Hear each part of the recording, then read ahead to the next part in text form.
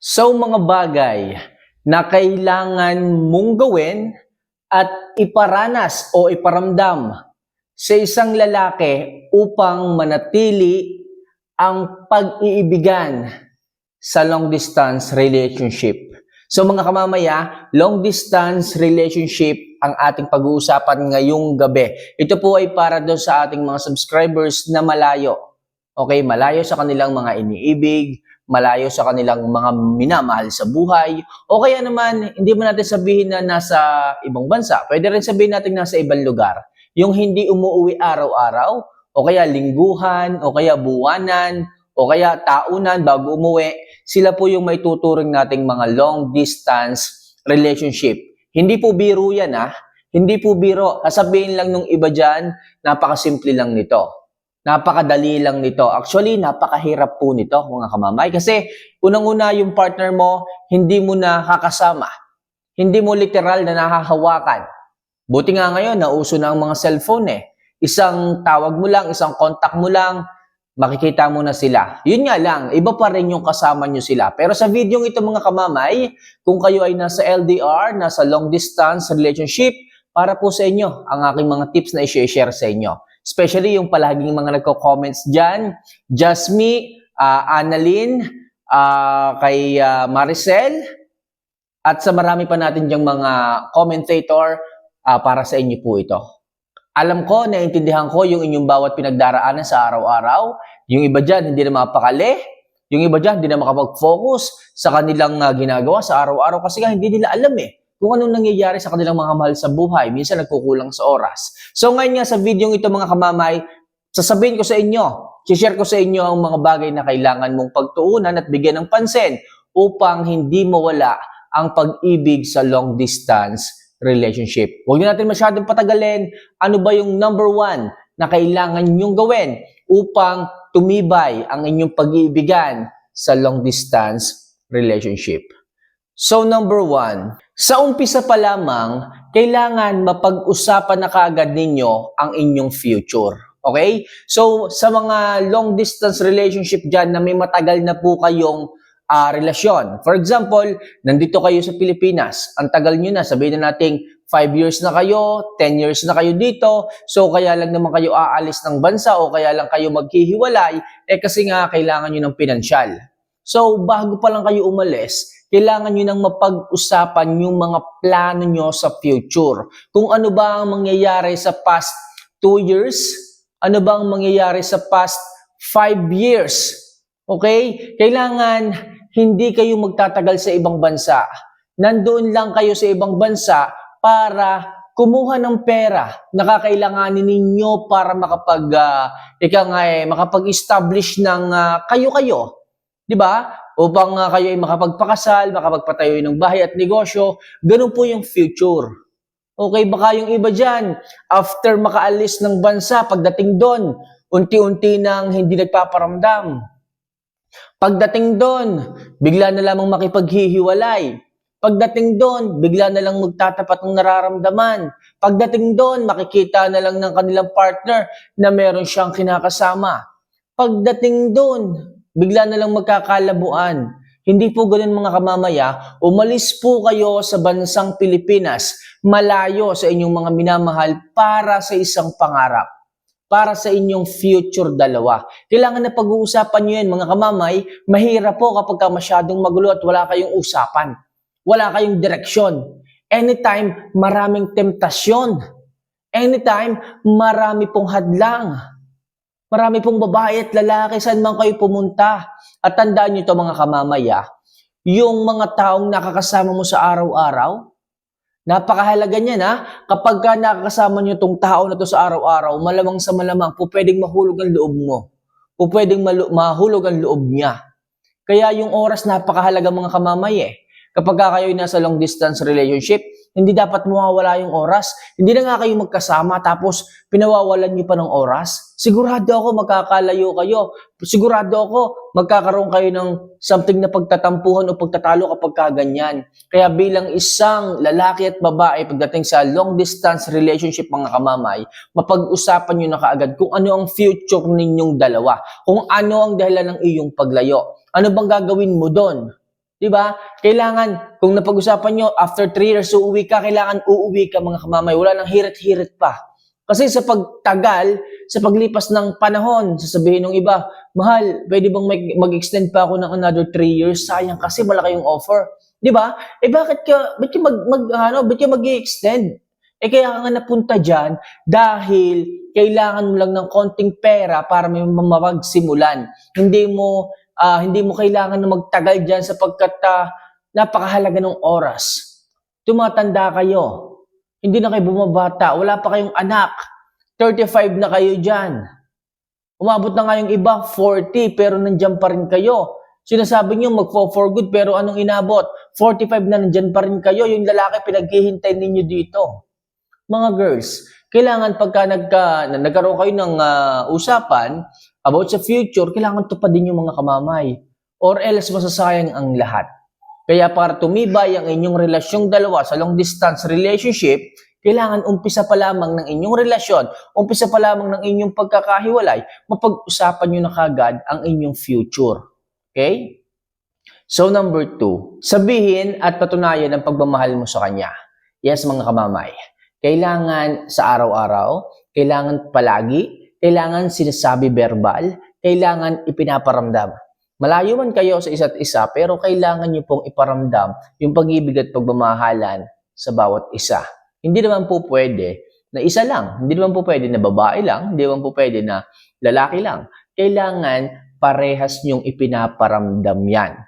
At kung sakali man na isa lang yung makakapagparamdam at yung isa ay hindi, diyan na po magkakaroon ng tanungan. Diyan na po magkakaroon ng parang tagilid na relasyon pagdating sa inyong dalawa. Kasi yung isa bigay ng bigay, yung isa naman iwas ng iwas. Yung isa naman iwas ng iwas, yung isa naman magtataka. Kailangan mga kamamay balanse. Kailangan mga kamamay sapat. Kung nagbibigay ka, yung isa dapat nagbibigay rin. Hindi isa lamang. Okay? So, kailangan malinaw ang lahat mga kamamay. At kailangan sinasabi mo yan sa araw-araw. Kasi po mga kamamay, kapag hindi mo yan pinaparamdam, kapag hindi mo yan sinasabi, hindi mo yan nagiging habit, sigurado ako, ang isang lalaki o ang isang babae ay maghahanap ng atensyon sa iba.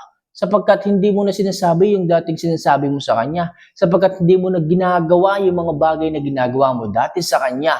Kaya yun ay hahanapin nila sa iba. Lalo na kung kayo ay nagkakaaway, nagkakatampuhan, hindi nyo naaayos, at dumadalas pa ito, malamang sa malamang.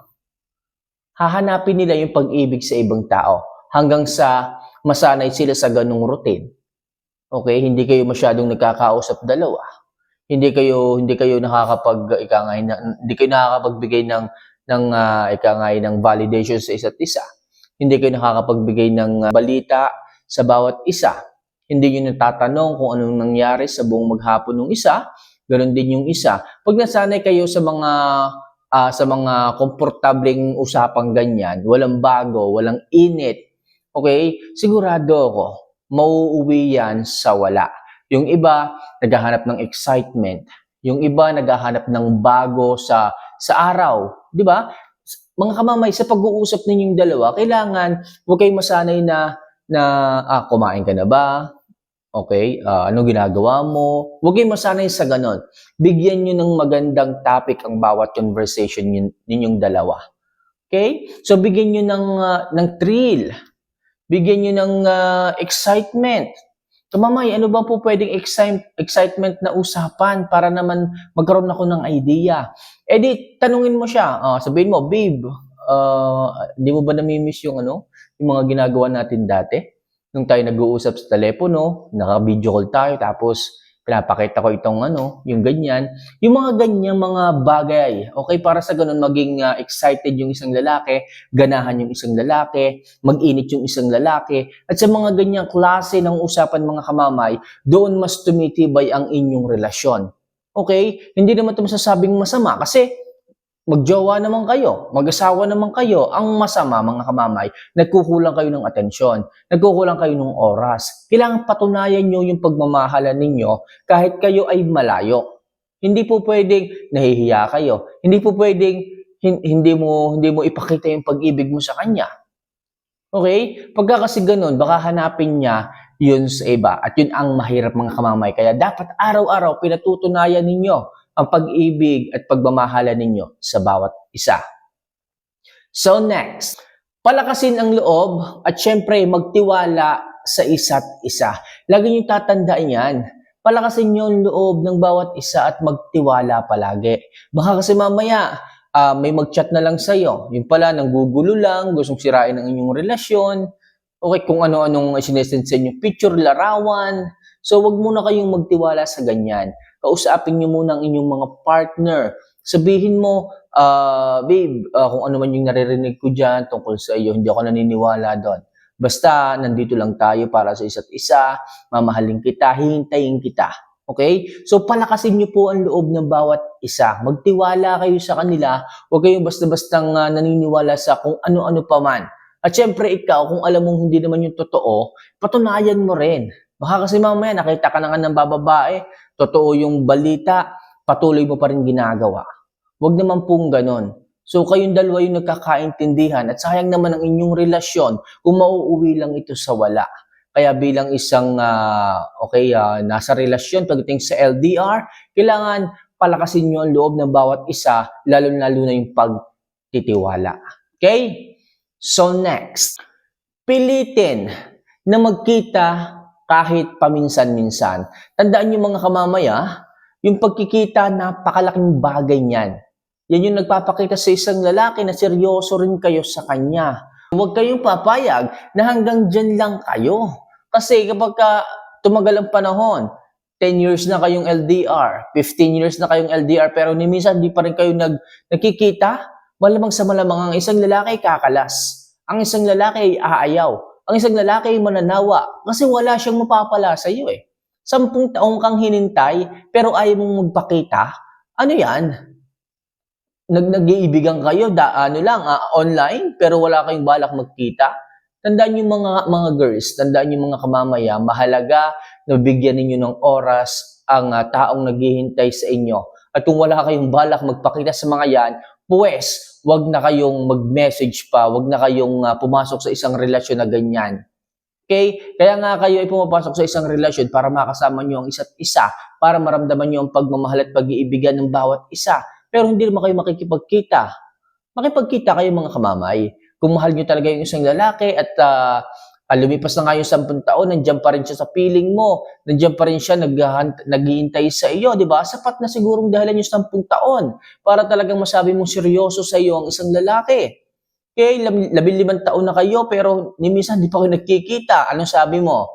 Eh baka kasi mamaya lokohin lang ako. 15 taong naghintay sa iyo, lolokohin ka pa ba niyan? Hello? Kaya mga kamamay, sinasabi ko sa inyo, napakahalaga na magkita rin kayo. Paminsan-minsan lang naman. Hindi naman sinabing monthly kayo magkita. Kahit once in a year, pilitin nyo na magkita. Malaking bagay mga kamamay para manatili ang pag-ibig sa inyong relasyong dalawa. And last, magbigay lang ng sapat na oras para sa isa't isa. Tandaan nyo mga kamamay, sapat na oras lang ang kailangan ninyo. Hindi nyo kailangan sumobra. Yung tipong mag-usap lang kayo araw-araw kung ano ba ang nangyari sa inyo kagabi, kahapon. Okay, kailangan hindi kayo pumapalya sa pag-update sa isang lalaki. Kailangan dapat alam ng lalaki ang bawat kilos at galaw kahit nandyan ka. Hindi sapat na dahilan na malayo ka para lokohin mo siya, para magtaksil ka. Anong dahilan mo? Hindi ka naman makikita, hindi ka naman mahuhuli. Mga girls, tandaan nyo lahat ng bagay ay may karma kung gumawa ka ng pagkakamali. Tandaan nyo yan. Hindi man ngayon, hindi mo nakikita ng partner mo, pero darating yung panahon, babalik sa'yo lahat ng ginawa mong hindi maganda. Sigurado ako, mas doble pa, kaya mag-ingat ka. Mga kamamay, magbigay kayo ng sapat na oras sa isa't isa sapagkat ang oras ay napakahalaga.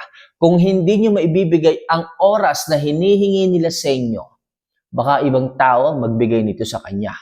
Okay?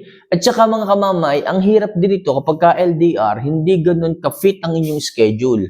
Baka kasi mamaya, alas 12 ng madaling araw, alas 12 ng hating gabi, doon sa abroad, dito sa atin, tanghaling tapat.